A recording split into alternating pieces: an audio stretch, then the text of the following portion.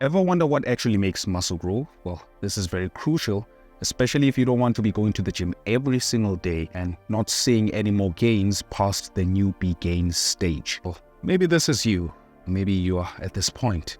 Well, in today's video, I'll be covering what actually makes muscle grow scientifically and also how to apply this knowledge practically so that you at least escape the plateau and start witnessing more muscle growth. Now, first, let's cover and understand what actually makes muscles grow before we get into the practical side of things. So now there are two factors when it comes to muscle growth. You have the lifting side of things and you have protein. So when you lift weight in the gym, your body's like, hey, what's happening? What's this pain? Much like your common movies where the antagonist beats the hell out of the protagonist. Then the protagonist is then forced on a deep searching journey of finding an old grumpy retired master that will eventually agree to training them after unnecessarily refusing for like 5 months, testing if they are worthy or something like that. Then the protagonist once again meets the antagonist and wins this time, gaining the girl and the privilege of walking away in slow motion with unnecessary explosions behind. That's how muscle is. This is known as adaptive response. Now, what you're looking at here is how your muscle actually responds to training. Now, after an intense workout, your muscle gets damaged. And as a newbie or a person that hasn't been training for quite some time, this is a point where you start experiencing delayed onset muscle soreness. And from there, they start recovering and come back bigger and stronger and ready to take on a new level of stimulus. This application is known as progressive overload. Now, this is the point where you obviously make the next workout more challenging than the previous workout by tweaking the following. Number 1, weight. Adding more weight to your training gives your muscles a shock, which provokes them to improve or grow.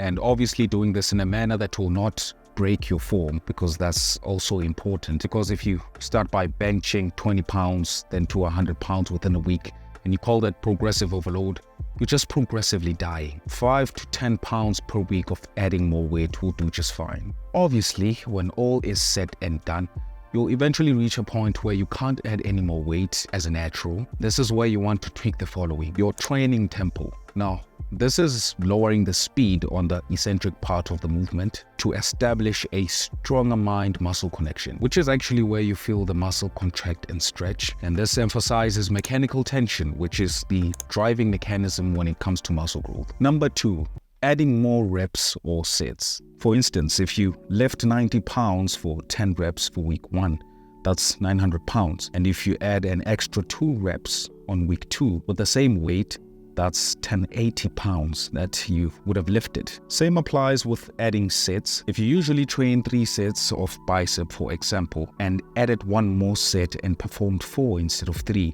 that's an extra 900 pounds. And according to this study by Dr. Brad Schoenfeld, you can go as high as 30 reps as long as you keep pushing hard. And this is also great news for someone that's training from home and find it difficult to add more weight. Now, on the nutrition side of things, we all know that you need to eat more protein, but knowing this is just still too generic. And according to science, we still need a specific number. For instance, the latest research shows that for weight training, a range of 1.6 to 2.2 grams per kilo of body weight per day is a good target if you want to maximize muscle gains. So for someone weighing 70 kilos, that's a protein intake between 112 grams to 145 grams per day. Okay, we covered the ideal theory behind muscle growth.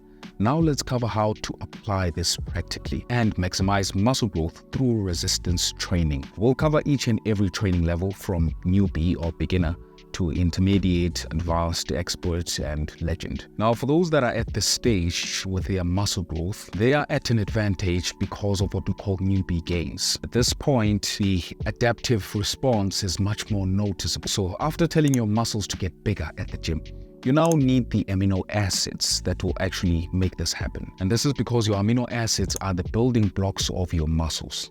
So incorporating this with your training will actually make them bigger. As we mentioned the fundamentals earlier, focusing on lifting with proper form while having sufficient protein intake will do just fine. Now, at this point, would want to take things to another level, because lifting the same weight you've been lifting 2 years ago will not do you any good, and as far as seeing some sizable results. Now, remember what we said earlier about the protagonist. If you went back to face the antagonist without any training, even after 2 years, he will still get his ass whooped. This is why we need to now focus on adaptive response by lifting weight progressively, as in progressively adding more weight. And again, this does not have to be limited to adding more weight. There are various methods of applying progressive overload to your training, but adding more weight remains by far the best. You can do other things like adding more sets or reps, or decreasing the tempo on the negative just for a deeper mind-muscle connection. With your protein intake, you want to stick to the numbers that we mentioned earlier. Okay, you're now past the newbie stage, and you learned a thing or two about applying progressive overload. Now, what other factors should you now consider as an advanced lifter? And after all, there are some variables for you to consider as well, such as intensity, frequency, tempo, effort, which simply talk about how heavy you should train, how often should you train, including reps and sets, how hard should you push. Now, all of these that I've mentioned are known as the acute variables, and science actually considered manipulating these as a crucial factor when it comes to muscle growth. Now, starting off with effort. Now, we all know how important it is to push hard in the gym, and if you're not pushing at least as close enough to failure as possible, doesn't have to be completely failure, you're leaving sizable gains in the tank. Again, you don't have to push all the way to failure, just not more than a rep or two left behind after completing each set. And you might say, but that's easy. Well, try that on a leg day. Volume, commonly known as the sets times reps times load. And it's obvious to believe that the more you increase this factor, the more muscle hypertrophy you get out of it. But when we actually look at this graph, it's actually until a certain point where we benefit from increasing the sets within our training. Any more increase beyond this point will just prove to be counterproductive. You want to keep your sets between 10 to 20 sets per week per muscle group. Now, laying out how this actually looks on a training program. If you're training a 5-day PPL split, your back, that would be a total of 8 sets of back training on Tuesday and another 8 sets of back training on Saturday, giving a total volume of 16 sets of back training by the end of the week. Okay, now let's measure intensity, which is directly correlated to how heavy the weight is, meaning you can measure intensity by lifting heavy weight with low reps or lighter weight with high reps. And obviously, this doesn't mean that you can go as low as you want or as high as you want. In fact, according to the studies, this is a typical range that you want to be looking at in as far as muscle hypertrophy is concerned, provided that the reps are pushed to maximum effort, meaning lifting heavy with only 3 reps can be equated by lifting lighter with like 30 reps, as long as these reps are quality reps that are pushed to maximum effort. Again, there are a few things to keep in mind still. If you look at the 6 to 12 compulsory range myth, obviously we just ruled out how science actually feels about that. But there are some pros when it comes to this particular rep range, regardless of what science actually says. First of all, while looking at this rep range from science data, considering a rep range lower than 6 reps will increase the chances of straining your joints due to the higher 1 rep max and not be in your favor in as far as giving you enough volume of sets for muscle hypertrophy. And going higher than 12 reps starts inviting burnout into the picture, because the lighter the weight, the higher the reps, which can be exhausting. So you want to structure your training to something like this. A majority of your reps should be around 6 to 12, with a mid-chunk around 1 to 6 reps, so that you are still able to build strength and leaving the remaining portion of your program, or a smaller portion, to anywhere above 12 reps, to introducing a bit of variety. Now, here lies different opinions when it comes to the number of times you're supposed to train a specific muscle group. I mean, others believe that the bro split is a no-go area if you want to maximize muscle hypertrophy. However, later studies have actually ruled out that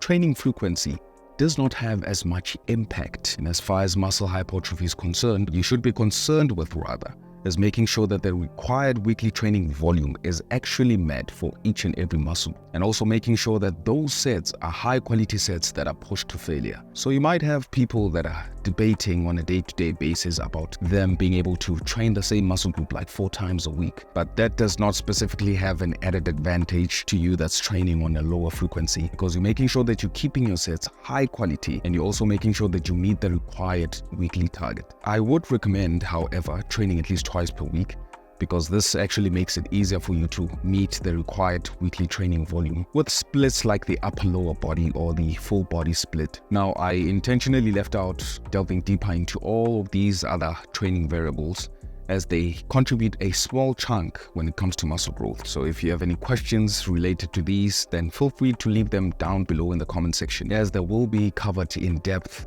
in later coming videos. I do also cover them in depth in the 10-week science-based muscle hypertrophy program linked down below, including the program itself actually structured for you, the fundamentals of muscle growth, and all the videos demonstrating each and every exercise within the program. So if you're looking to have that for yourself, the link is down below. Now, at this point within your training and experience, you clearly understand the concept of progressive overload and the acute training variables. We'll now have to actually delve deeper than that and uncover the biological back end of what's actually behind muscle growth. Now, at this point, this is quite crucial for you to understand, so that you're not only training with basic knowledge, but you have a deep understanding of muscle hypertrophy, helping you maximize muscle growth even further. Well, here's a 2010 paper from Dr. Brad Schoenfeld with 500 citations behind the idea of 3 mechanisms in muscle hypertrophy, which are mechanical tension, muscle damage, and metabolic stress. Now, these are known to be the main factors that are behind muscle hypertrophy. Now, defining these, mechanical tension actually refers to the tension that's placed onto your muscle fibers under a stretch while subject to a certain load, and the longer this is applied during a rep, the greater the muscle hypertrophy. Simply put, think about when 2 people pull away from a rope. This is tension applied to the rope, but the rope is also actively pulling back. Same applies when you're training. When the muscle is subject to a complete stretch, it will actively tend to pull back. This relationship drives muscle hypertrophy. Now, muscle damage refers to the physical trauma onto your muscle fibers, known as microtrauma. Metabolic stress refers to the building of metabolites or chemical byproducts such as lactates, hydrogen ions, and so forth. So basically, this is where you feel the burn during training, often leading to the pump. And among these 3 mechanisms that I've mentioned, there are others that pose to be less significant than this one mechanism as far as muscle hypertrophy is concerned. Well, surely that has to be metabolic stress due to the pump that you'll be getting, right? Well, factors that lead to metabolic stress, such as shorter rest times and partial range of motion, do not contribute to muscle growth. And blood flow restrictions, also known as BFR,